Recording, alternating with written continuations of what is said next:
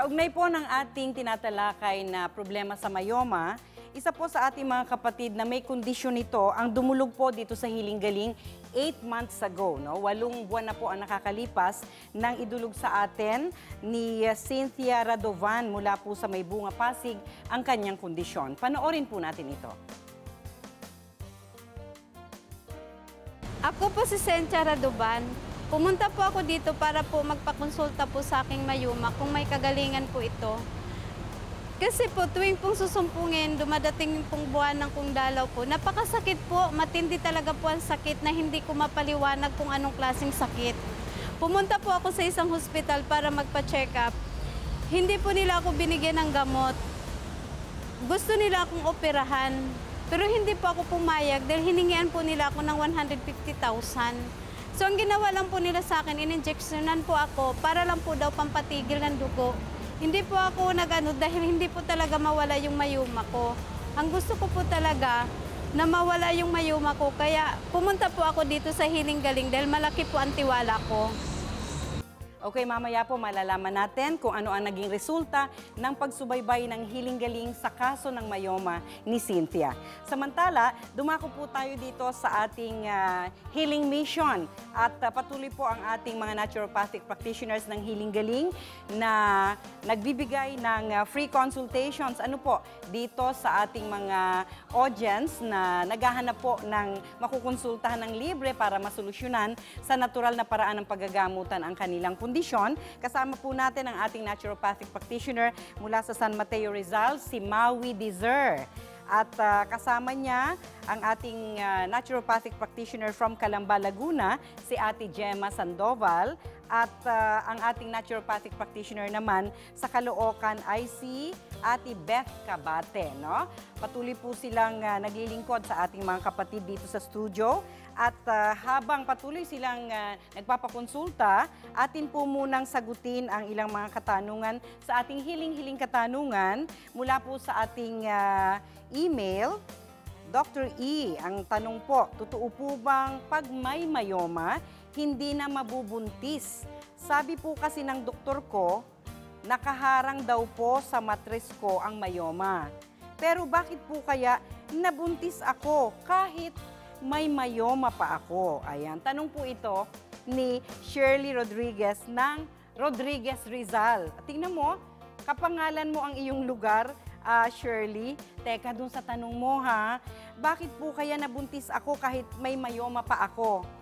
Hindi imposibleng mabuntis ka kahit may myoma ka kung may ginawa kayo ng mister mo, Shirley. Siyempre, nagsiping kayo at ito ay nagresulta. Maaring yung sinabi ng doktor mo na hindi ka mabubuntis kasi nakaharang sa matres yung myoma, ano lang niya yun, opinion, na maaring mangyari. Pero kapag nagsiping po ang mag-asawa, kahit na may myoma, ay maaari pong makabuo ng baby, Okay, ang problema lang po kapag ka ang babae ay may myoma at nag-take ng risk na mabuntis, ang magiging problema dyan, Shirley, maaring magkaroon ng komplikasyon ang iyong pagbubuntis at pwedeng maipit ang baby sa iyong sinapupunan, maari ding hindi mabuhay ang bata.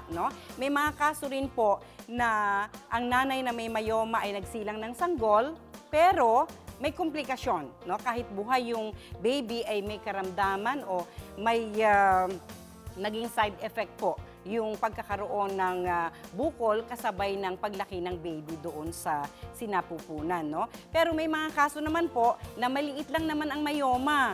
So nakalusot, healthy baby pa rin ang isinilang ng nanay.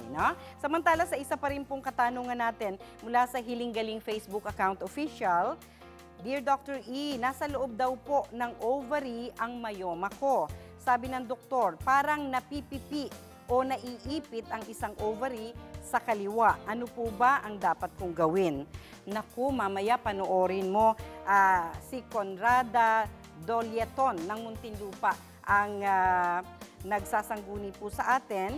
Yung pong vaginal steaming procedure o VJJ steaming procedure ang natural na paraan ng pag-opera ng hiling-galing sa mga bukil, bukol, damukol na katulad po ng mayoma. Subaybayan po ninyo sa pagpapatuloy ng hiling-galing sa TV. Kung kayo'y may hiling katanungan para kay Dr. E, mag-email lang sa hilinggaling@ymail.com o mag-post sa Healing Galing official Facebook page. Maaari ring magpadala ng sulat sa Healing Galing Main Office sa 2nd floor, 522 Quirino Highway, near corner Mindanao Avenue, Novaliches, Quezon City. O kaya ay mag-text sa Healing Galing hotline number sa 0921-445-0355. Ito na po ang promise ni Chef sa atin na preparation para sa mga pasyente ng mayoma, Chef. Opo. Masabaw na nilaga, may laban sa mayoma.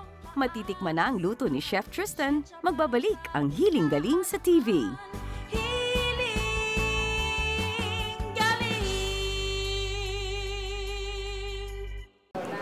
Ako po si LV Dumili, 30 years old from Pasig City. Na-diagnose po ako na may bilateral kidney stones at feeling ko po noon parang wala na pa akong pag-asang gumaling.